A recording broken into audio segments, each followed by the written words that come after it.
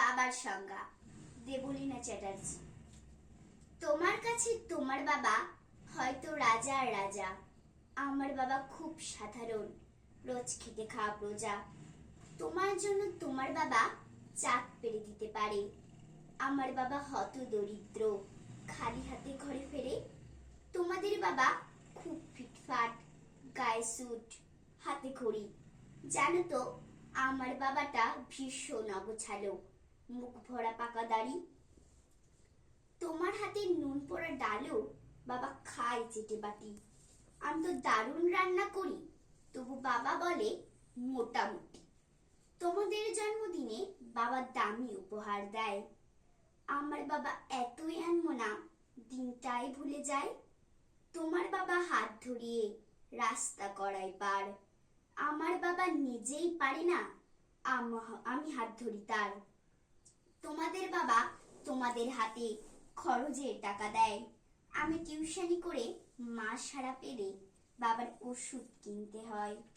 তোমার বাবা রাখতেই পারে তোমায় ভীষণ সুখে, আমার বাবাও চেষ্টা করে আগলে রাখতে বুকে। হতে পারে তুমি রাজকন্যা, আমি হয়তো দাসী, তবু দিন শেষে আমি আমার বাবাকে ঠিক ততটাই ভালোবাসি। তোমরা বাবা শব্দের যে সংজ্ঞাটা দাও, সারা ফেসবুক জুড়ে ওই চিরাচরিত বাবার উপমা আমার বড় বিরক্তি করে।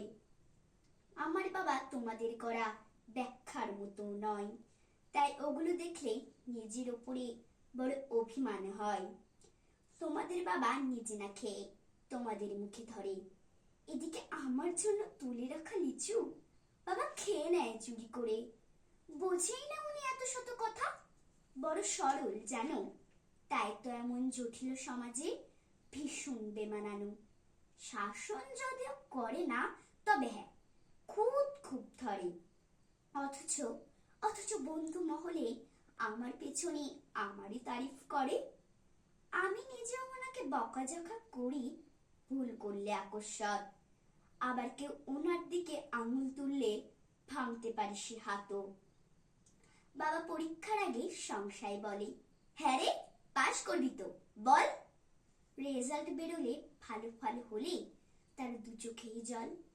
কিছুই করে না, তবুও আমায় সারাদিন ধরে বকে, কিন্তু যখন সবাই বিরূপ ঠিক তখনই পাশে থাকে। যে বলে খালি আমার দ্বারা কিছুই হবে না নাকি, তাকে আমার সাফল্যে আমি দামামা বাজাতে দেখি। সবচেয়ে বেশি অশান্তি করি যে লোকটার সাথে, আমার বিয়ের পাকা কথা হলে সে হাউমাউ করে কাঁদে, অথচ যখন জিজ্ঞেস করি পারবে থাকতে ছেড়ে, উত্তরে বলে বিদায় হতো আমি বাঁচবো হাত পা ছেড়ে। অনুতাপ জমে বুকের গহনে, অভিমান জন্মায়, সময়ের সাথে যদিও আবার সে বরফ গলে যায়। এই পৃথিবীতে সময়ের সাথে কত পরিচয় হয়, হিসাব করে দেখেছি কেউ বাবার মতন নয়। সম্পর্কের সমীকরণেরা রোজ বদলায় মান, তবু প্রথম সারিতে বরাবর থাকে বাবা মায়ের স্থান।